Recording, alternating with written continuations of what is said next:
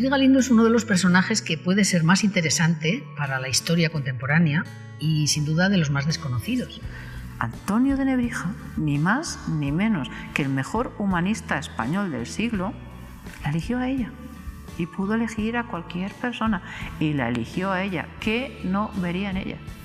El proceso de Ángela Carrafa es interesantísimo porque Ángela Carrafa, cuando acaba el doctorado, escribe al ministro. Y Nieves González Barrio fue una de las mejores alumnas, con unos expedientes brillantísimos. Y es esa pedagogía la que a ella le gustaba, esa, donde podía hacer labor.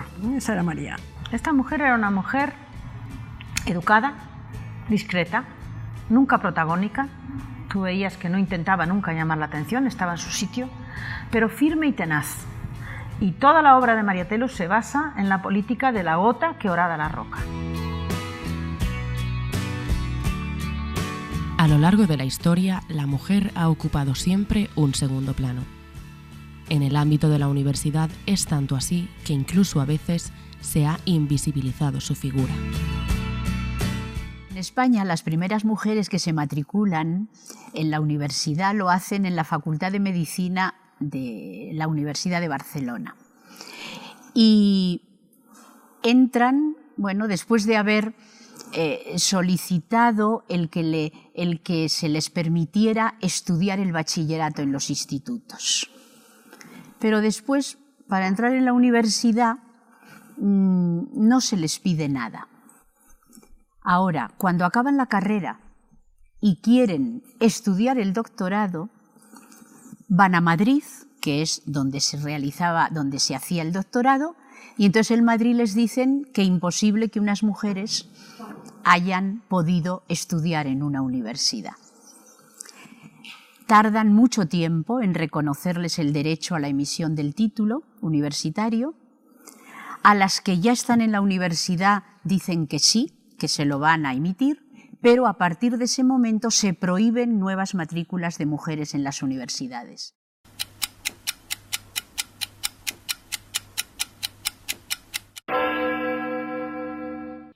Beatriz de Galindo, mujer excepcional que rompe con los cánones de su tiempo. Nace en Salamanca, en el seno de una familia hidalga con insuficientes recursos, por lo que sus padres le proporcionan una educación con el fin de que así pueda entrar en una institución religiosa y tener un mayor acomodo. A que su dote intelectual previsiblemente le iba a servir para tener un futuro más halagüeño. Estos estudios le permiten convertirse en una experta en la lengua latina, y de ahí su sobrenombre, la Latina.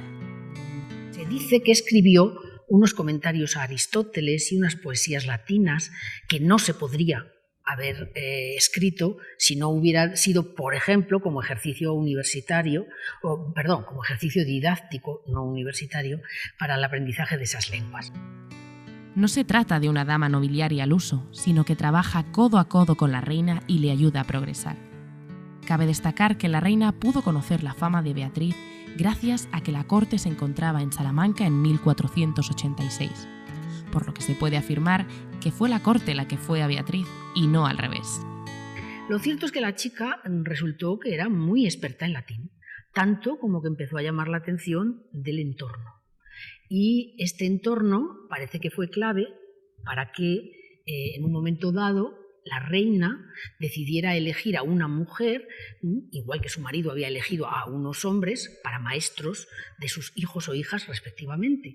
Y parece que como maestra fue invitada a la corte. Pero lo cierto es que cuando ella firma, porque hay bastantes documentos que se conservan en Simancas, en el Archivo General de Simancas, cuando ella firma, ella nunca firma como maestra, firma textualmente como criada de la reina. Lo que se sabe es que conversaba con la reina cotidianamente en latín y que está claro que ayudaba, aparte de sus hijos, probablemente a las hembras, en el aprendizaje de esta lengua. Se dice mucho que esta mujer, igual que Lucía o Luisa de Medrano, que sí pudieron tener alguna intervención en la universidad.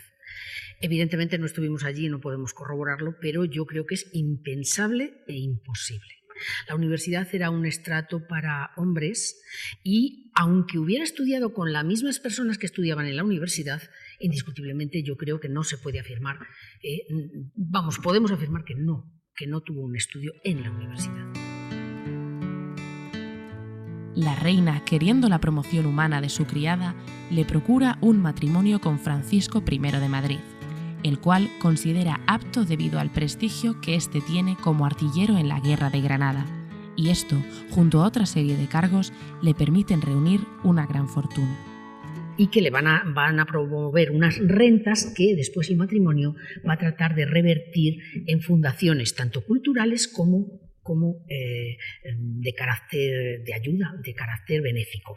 Y en este sentido, pues ellos empezaron con la idea de fundación de un hospital en Madrid, el Hospital de Santa Cruz. En este hospital se planteaban algo muy novedoso, el acoger a personas muy pobres, especialmente mujeres, de las que no solo se le cuidaba la salud física, sino también la posibilidad laboral futura.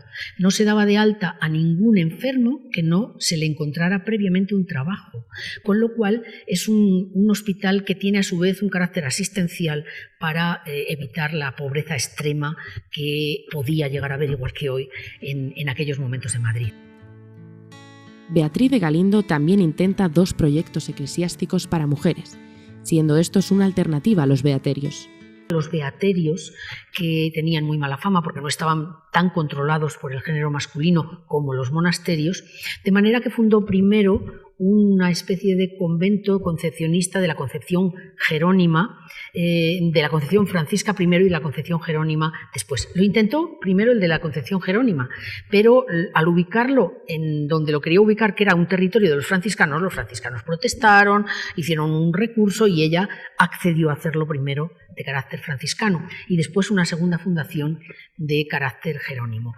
De manera que a partir de 1511 hay 3 instituciones que ella guía, en las cuales en las 3 tiene una habitación para vivir, ella y sus criadas y sus hijos en caso de necesidad, y va de un lugar a otro controlando el estricto control de estas 3 instituciones.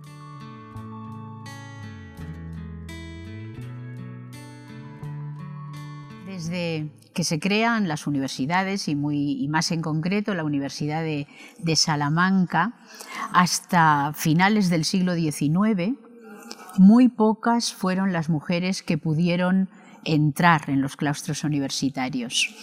Es verdad que aquí en Salamanca tenemos algunos nombres de mujeres que la tradición dice que dieron algunas clases o que incluso asistieron a sus aulas.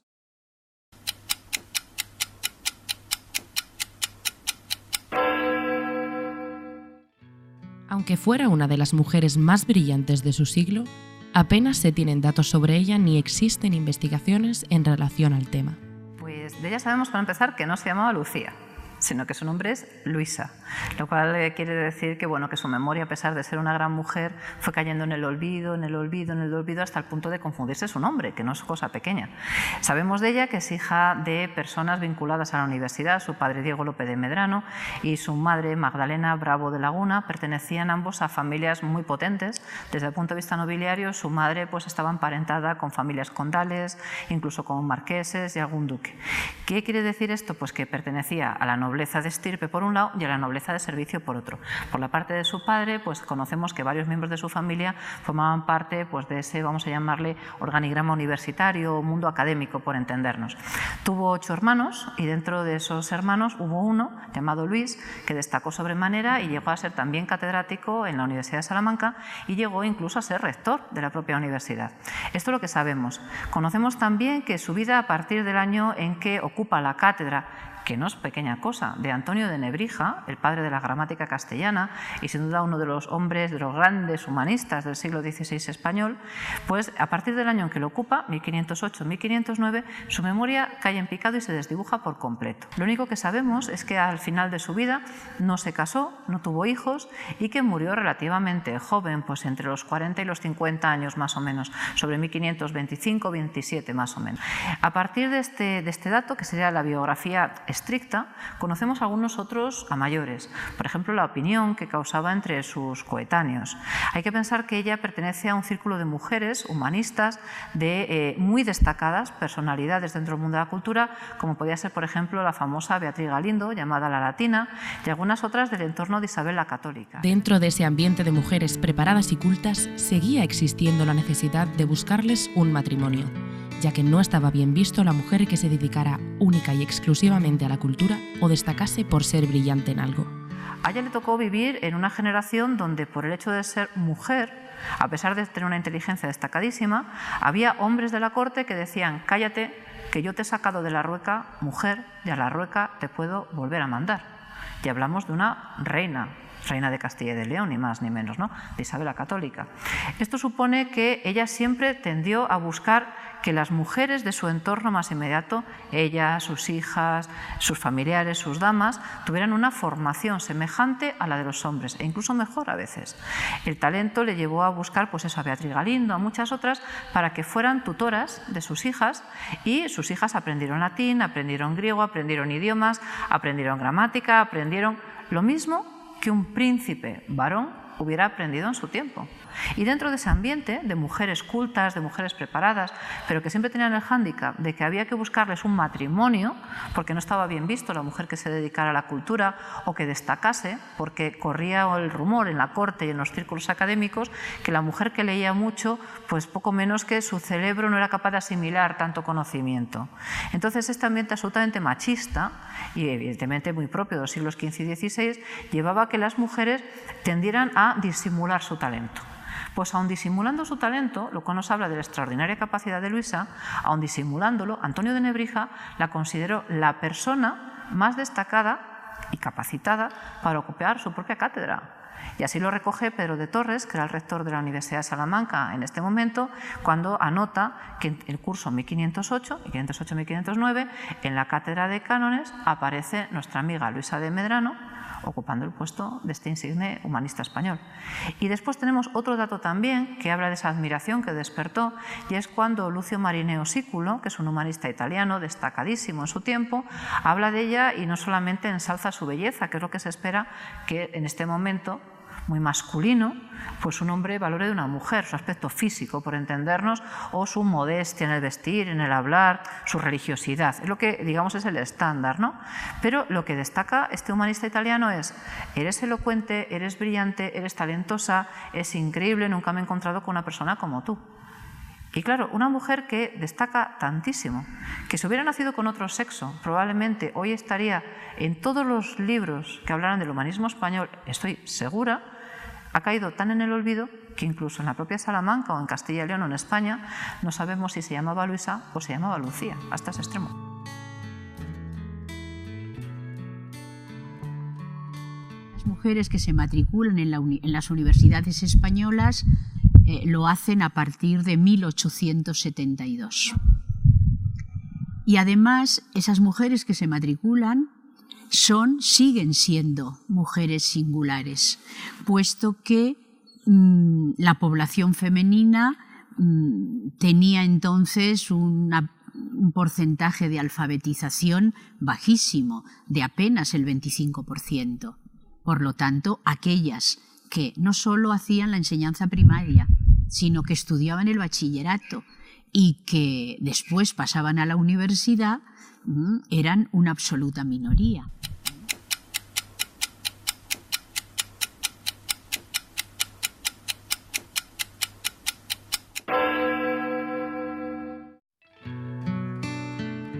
Ya a finales del siglo XIX aparecen personajes significativos que representan cómo las mujeres vivieron la decisión de dedicarse a los estudios universitarios.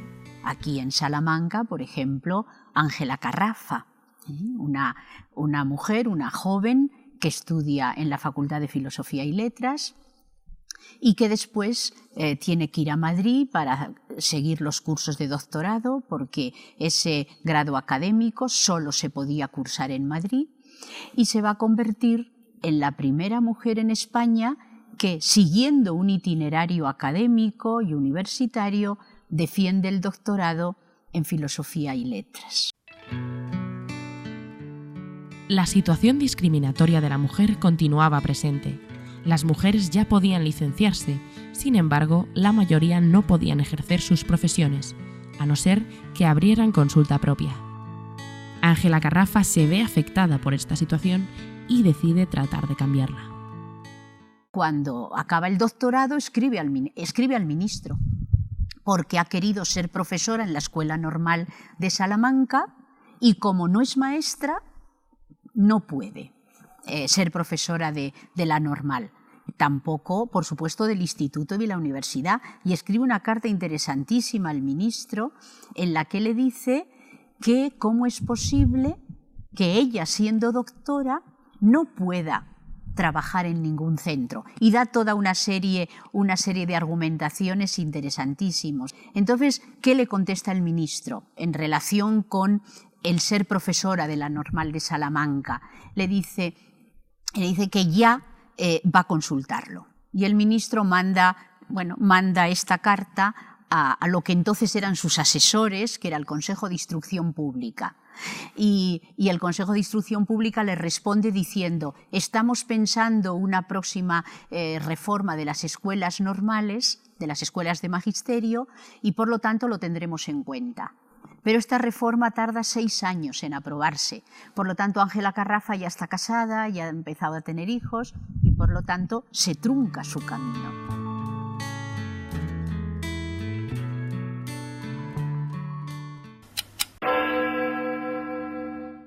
A partir de 1900, y ella además tuvo la suerte de que cuando apareció por la Universidad de Salamanca para estudiar, fue a partir de 1910 cuando se dio esa real orden en la que ya se permitía que las mujeres pudieran estudiar en la universidad, estudios superiores, y sin ya ninguna traba como había sido en el siglo XIX. Por tanto, Nieves coincidió justamente en esa fecha y en esos primeros años. Fueron 3 mujeres de 1900 a 1915 las que pasaron por la universidad, y ella fue casi coetánea a Teresa Iglesias, que estudió medicina igual que ella, y María de Maeztu, que estudió filosofía y letras y derecho. La situación de ver a una mujer en los pasillos de la universidad es algo no aceptado en la sociedad de la época, y mucho menos con la multitud de hombres que la ocupan. Como era una chica que venía de una familia, su padre comerciante, su madre maestra, los estudios en aquella época, trasladarse desde otra ciudad para estudiar aquí, eran costosos, es decir, que no era fácil. Pues ella consiguió una beca, había becas, se presentó con otros 12 chicos varones y quedó en la número 1, ganó la beca. Asiste a clase bajo la tutela de Miguel de Unamuno, rector de la Universidad de Salamanca, y así alcanza el objetivo que desea: ejercer la medicina. Su ímpetu, toda intensidad, todo su trabajo lo enfocaron a la vida profesional. Yo es que creo que no les daba tiempo para otra cosa, porque se marcharon al extranjero, estuvieron investigando en laboratorios en Estados Unidos, en Alemania, en Francia. Eran mujeres avanzadísimas.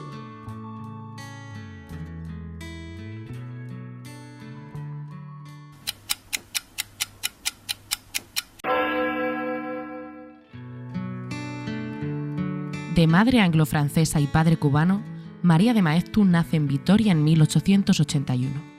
Ya desde muy pequeña se introduce en el universo académico, al igual que sus hermanos. Y María, con 17 años, cuando ya estando en Bilbao ya había hecho el magisterio elemental, que eran 3 años, como empezó con 14, con 17 ya tenía el título de maestra.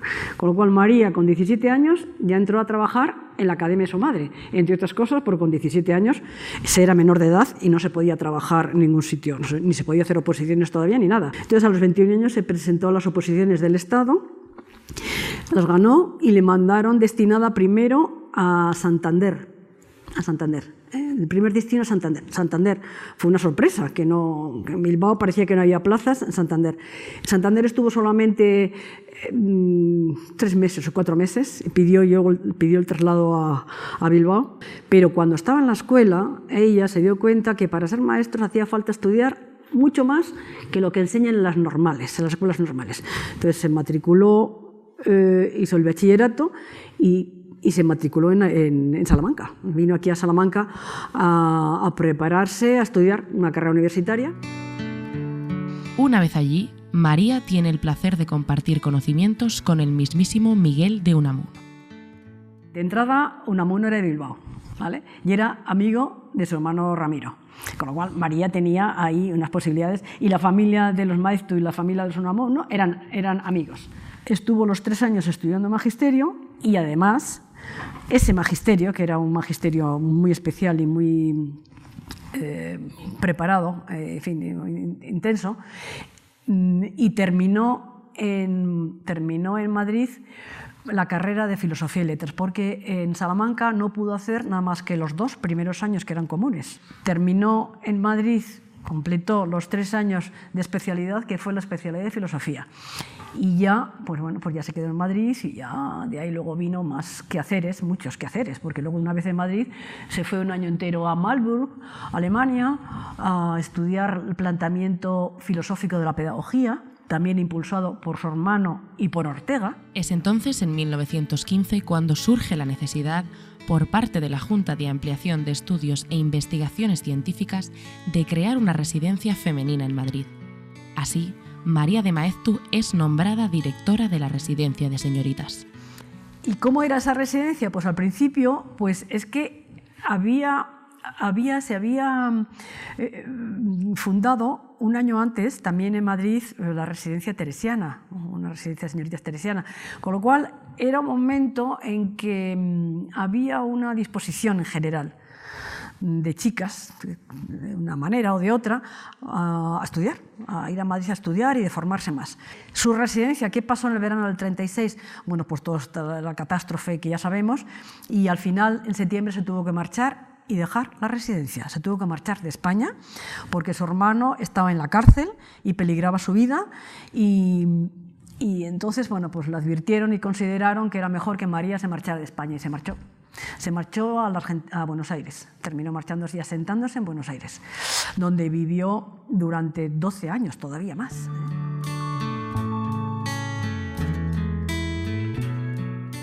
Hasta 1888 no se vuelve a permitir, no se vuelve a reconocer el derecho de las mujeres a estudiar en la universidad. Y se reconoce el derecho, pero como alumnas no oficiales, es decir, no pueden asistir a las clases. Como hay algunas que reclaman la posibilidad de ir a las clases, se arbitra el sistema de solicitar permiso.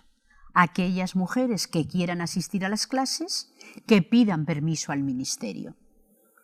Y ese permiso es el que tienen que pedir hasta 1910 todas aquellas chicas que quieren asistir a las clases.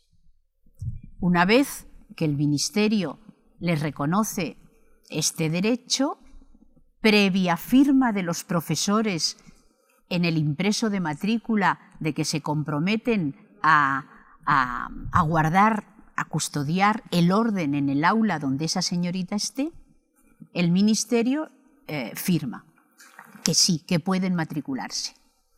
Pero tienen que llegar a la universidad, en la universidad tienen que estar custodiadas por el conserje hasta que el profesor las recoge para llevarlas al aula. En el aula tienen que estar sentadas cerca del profesor y separadas de los alumnos. Cuando el profesor termina en la clase, sale con él, y este profesor la deposita en el siguiente profesor que va a ir al aula. Esto es lo que tienen que hacer las chicas que quieren asistir a las clases. A partir de 1910 hay 2 normativas muy importantes. Una primera, las mujeres se pueden matricular en la universidad sin solicitar permiso.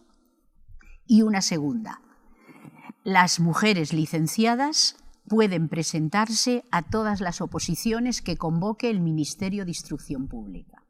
Y por eso, a partir de ese año, de 1910, hay muchas más mujeres que se matriculan en la universidad. Crece el número. Porque, ¿qué significaba tener que solicitar permiso?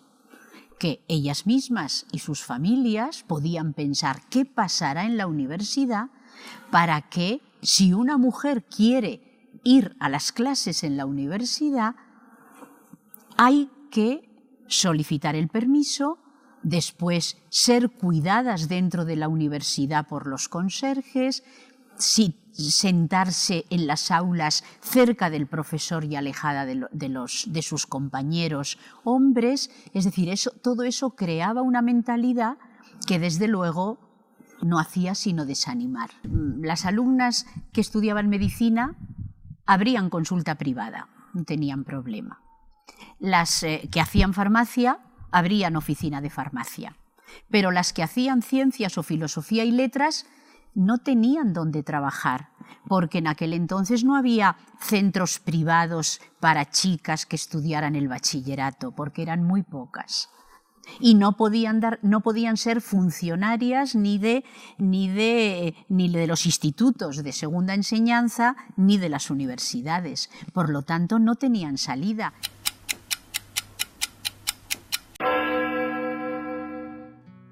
María Telo, jurista española, dedica toda su vida a reformar el Código Civil para acabar así con la discriminación de la mujer. María Telo es una abogada feminista. Yo quizá la definiría en primer lugar como feminista. ¿Y por qué? Porque fue una mujer que luchó muchísimo por mejorar la condición de sus congéneres en una España que era la España de la dictadura de Franco y donde por tanto esa lucha era verdaderamente difícil. María Telo oposita en 1944 al Cuerpo Técnico de Administración Civil del Ministerio de Agricultura, siendo así la primera mujer en entrar en el mismo, a pesar de las reticencias del tribunal. En 1952 se establece como abogada, colegiándose en el Colegio de Abogados de Madrid. Abre despacho en la ciudad, siendo este uno de los pocos en manos femeninas. Y la primera impresión que recibo es una impresión extraña, porque en la puerta veo que dice abogado y la O de abogado ha sido rascada y le han puesto pues, el rabito de la A, es decir, dice abogada, pero no ha hecho una nueva placa, ha mantenido la placa de abogado que se ha convertido en abogada. Es la mujer que se ha reconvertido desde el lenguaje no inclusivo al lenguaje inclusivo o al lenguaje de la isonomía. Y lo hace de una forma explícita, como cuando tú limpias un cuadro y le dejas o haces una reparación de una obra que está medio derruida y dejas la parte antigua y la parte nueva para que se vea la diferencia. Su placa era verdaderamente algo que hablaba por ella. Ella había sido abogado, porque entonces no podía decir abogada, pero ahora era una abogada. Y por tanto dejaba el pasado, tú lo veías, lo que había sido, y el cambio. Todo estaba recogido en aquella placa rascada, a propósito, y convertida en abogada. Era ya una señal del carácter, de la fuerza y de la originalidad de esta mujer. No era una mujer al uso. A base de no rendirse, consigue aquello que parecía imposible. Tan imposible como lo es en aquel momento esquivar a la fuerza de sección femenina. Sección femenina tuvo siempre una presencia muy importante en el régimen y tenía el monopolio de la presencia política de las mujeres en el régimen. Y María Telo consigue darle a una asociación que ella crea, que es la Asociación de Mujeres Juristas, que la vincula a una federación, que es una Federación Internacional de Mujeres Juristas, consigue darle a esa asociación una fuerza enorme apoyándose en el Colegio de Abogados en buena medida y en su propia fortaleza y en un grupo de mujeres feministas que están a su alrededor. Consigue traerse a las mujeres de la Federación Internacional de Mujeres Juristas, muchas de ellas mujeres del Este y muchas de ellas mujeres comunistas. Consigue traerlas a España.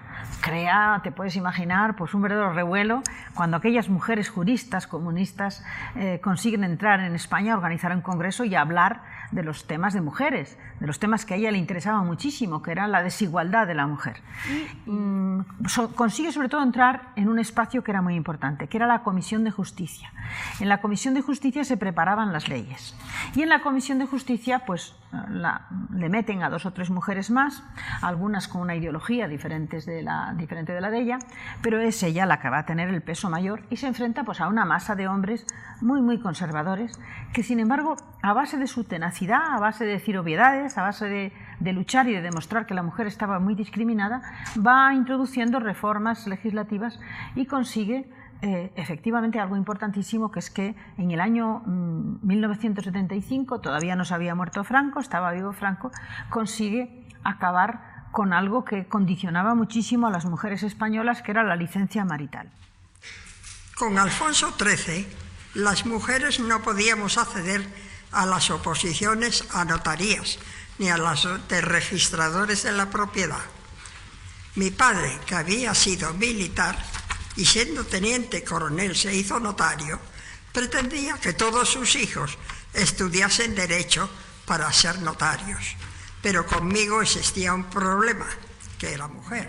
Su relación con la Universidad de Salamanca no solo se debe a que estudió allí, sino que además es la tercera mujer doctora honoris causa por esa universidad. A María Telo me la propone Soledad Murillo, que era entonces y es miembro del Centro de Estudios de la Mujer de la Universidad de Salamanca, del CEMUSA.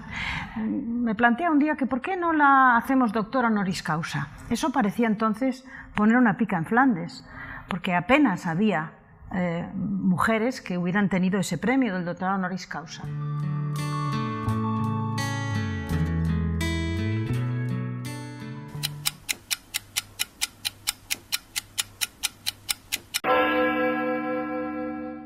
El modelo de mujer moderna aparecería en Norteamérica, pero también en Francia y en Gran Bretaña. Entonces, estas mujeres han aprendido de ese modelo.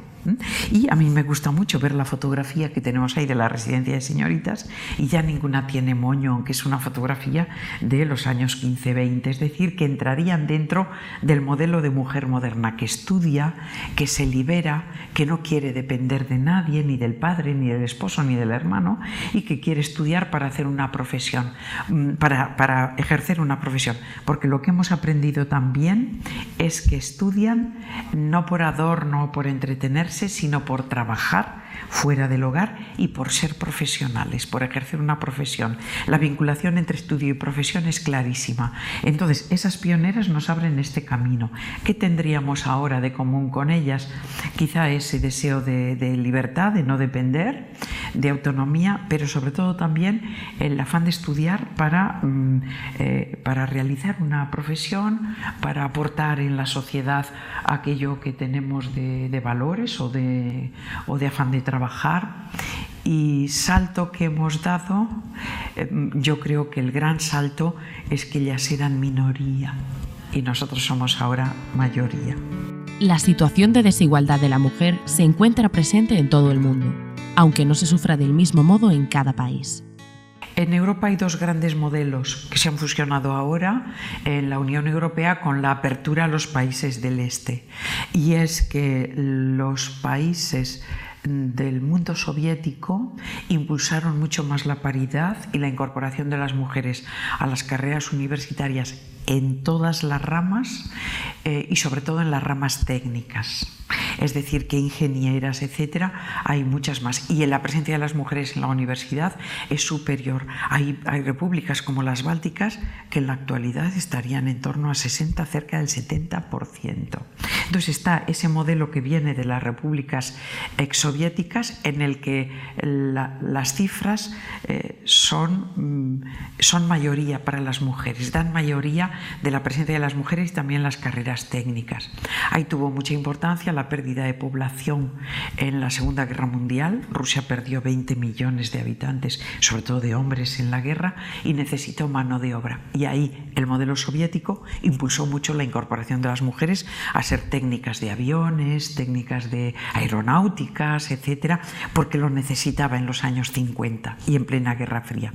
Y en la Europa occidental, llamaríamos así, ha ido más lenta. La paridad ha tardado más, se ha conseguido en Europa en torno a los años, paridad de estudiantes en la universidad, en torno a los años 77-78, como consecuencia del 68, y en España en el 86. Es decir, que y actualmente, cuando vemos las estadísticas de la OCDE, de la UNESCO, etcétera, lo que vemos es que España se adapta muy bien y corresponde muy bien, sin ningún sonrojo y con todo paralelismo, con los países de de lo que denominaríamos la Europa occidental, y que todos estos países de la Europa occidental están superados en cifras y de presencia femenina en la universidad y en cifras de incorporación a las carreras técnicas, porque esa es la gran asignatura pendiente del siglo XXI en el mundo occidental.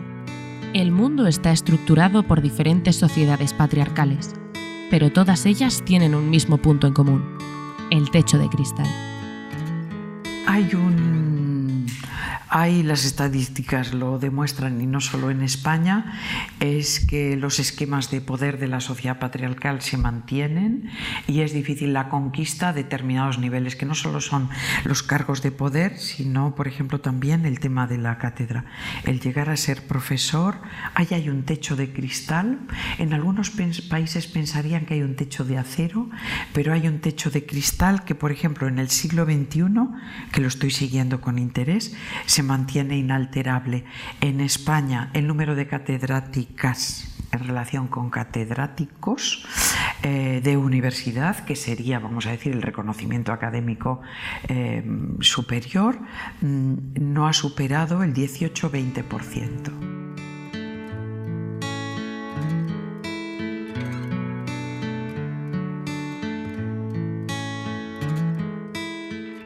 La paridad de estudiantes universitarios en la Europa occidental no llega hasta 1968, haciendo a España a día de hoy uno de los países que mejor defiende estas cifras. Son datos que no hacen sino alentar a la sociedad a liberarse de esas diferencias y conseguir un panorama con las mismas oportunidades tanto para hombres como para mujeres. Aún así, es vital seguir esforzándose en que el avance de la integración de las mujeres, tanto en la universidad como en la sociedad, sea rápido y sea real.